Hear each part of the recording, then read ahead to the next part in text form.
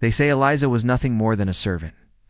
But why did the entire plantation disappear the night she took a blade to her master's throat? Who was she? A woman with no past, no grave, yet a story too dangerous to tell. What if freedom wasn't the end for her, but the beginning of something far darker? To uncover these hidden truths, subscribe to the channel and turn on notifications so you don't miss any of our investigations. Along the humid banks of the Mississippi River, where the morning mist hangs low, there stood a plantation house known only to the locals as Bellamar. Time has tried to erase it. Evie has claimed its crumbling facade, and moss clings to its foundation like nature's burial shroud. Yet some places do not die icily. Some remain not as ruins, but as open wounds. The story of Bellamar is not found in textbooks, nor is it memorialized on plaques or preserved in museum tours. It exists in fragments, whispers passed from grandmother to grandchild, names half-remembered, a blood-stained napkin hidden in a locked box, a letter left unfinished. What occurred there in the fall of 1839 has been silenced by time, shame, and fear, but a few traces remain. Land records from St. Landry Parish showed that the plantation was established in 1807, sprawling estate of over 800 acres, dedicated to cotton and indigo. Its owner, Silas Bogard, was born into old French nobility, but raised in the brutal heat of Louisiana. A man who wore lace at his cuffs and kept iron at his belt. He was feared not only by the enslaved workers on his plantation, but also by the overseers he employed. Even neighboring planters spoke of him in hushed tones, not out of respect, but out of unease. His wealth grew alongside his cruelty. The Bogard estate was known for its productivity, but few dared to question how it was achieved. A whisper spoke of unrelenting punishments, entire families torn apart, and strange rituals in the sugarcane fields after sundown. Once, a preacher visited the house to conduct Sunday service, but left before dusk, reportedly pale and trembling, never to return. The official documents from that time mention a sudden halt in shipments from Bellamar in late September. The plantation simply stopped operating overnight, with no explanation, no fire. No war, just eerie silence, as if it had been swallowed by the earth. And within that silence, the figure of Eliza began to emerge. The records list her name simply as Eliza, housegirl, with a note scribbled beside it, not for auction, unstable.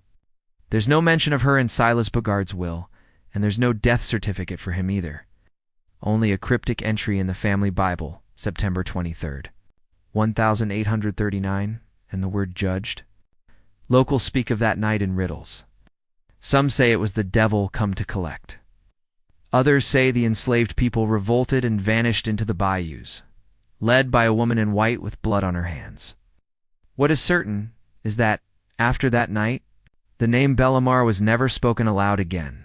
But for those brave enough to walk its overgrown paths, there are still signs.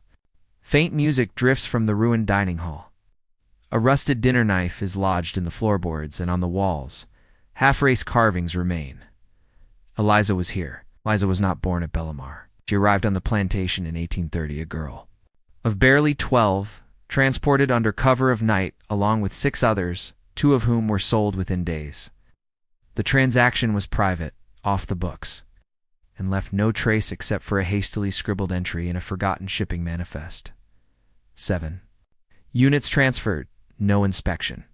For the first year, Eliza did not speak, not out of defiance, but as though her voice was locked away. The housemaids recall her sitting motionless in the laundry cellar for hours, her eyes fixed on the stone wall as though reading invisible letters. Some say she spoke in an old, guttural language, not English, something ancient, older than the colonies. Older than the ships that brought her ancestors in chains, Eliza became part of the house staff, performing delicate tasks, stending, porcelain, polishing furniture, handling silks. Yet something about her presence unnerved the others. The mistress of the house, Amy Beauregard, was the first to notice something peculiar. During one of her melancholic episodes, bedridden for days, Eliza entered her room silently and stood at the foot of the bed. Amy, pale and trembling, looked at her and whispered, You have the eyes."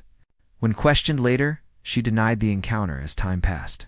Eliza's silence became more than just an absence. It became an unsettling presence. The other servants began to lower their voices around her, not out of respect, but fear. Children avoided her. Dogs whimpered when she passed. She never laughed, never cried, but her eyes missed nothing. Then came the books. Hidden behind a cabinet in the drawing room, Eliza discovered a collection of French, Latin, and English volumes. It's unclear who taught her to read, but perhaps she taught herself. She devoured the books as though they opened something inside her. Witnesses reported seeing her at night by candlelight, turning pages with a reverence that seemed like worship. One overseer once caught. When he demanded it from her, she handed it over without a word, then stared at him until he left. The overseer vanished weeks later, his horse found at the edge of the swamp. No search party was organized. Whispers began to surround Eliza. Some said she was touched. Others claimed she could predict deaths before they happened. A cook claimed Eliza had once predicted that a man would not see another harvest. The next day, that man died from a snake bite. By 1839, Eliza was no longer just a housemaid. She had become the shadow beneath the roof, the silent observer. The one who watched September 23, 1839, began like any other hot, oppressive day. Silas Bogard, in an unusually generous mood, invited for neighboring planters for a feast. The staff prepared a lavish meal, including roast duck, candied yams, collard greens, and a red sauce no one in the kitchen would admit to making. Dusk, the guests arrived in gleaming carriages, their faces flushed with liquor before the feast had even begun. Silas, drunk on his own sense of power, rose to toast his legacy, speaking of lineage and land, of blood and ownership. But when he lifted his knife to cut the final course, a blood-orange tart, Eliza stepped forward, with the grace of pouring tea. She produced a slim, ceremonial blade from her apron and slit Silas's throat before God and everyone. The room froze. Silas's blood splattered across the table, and as he gasped for air, Eliza stepped back, letting him fall. Panic erupted. The guests scattered. Eliza did not flee. She descended the staircase, her feet bare, and walked toward the rear of the white property, where the gates to the slave quarters stood locked. What happened next is shrouded in mystery. Some say she unlocked the gates and led the enslaved people to freedom. Others claim she stood before them, blood on her hands, and spoke a single word that no one dares repeat. By morning, Bellemare was empty. The guests who survived never spoke.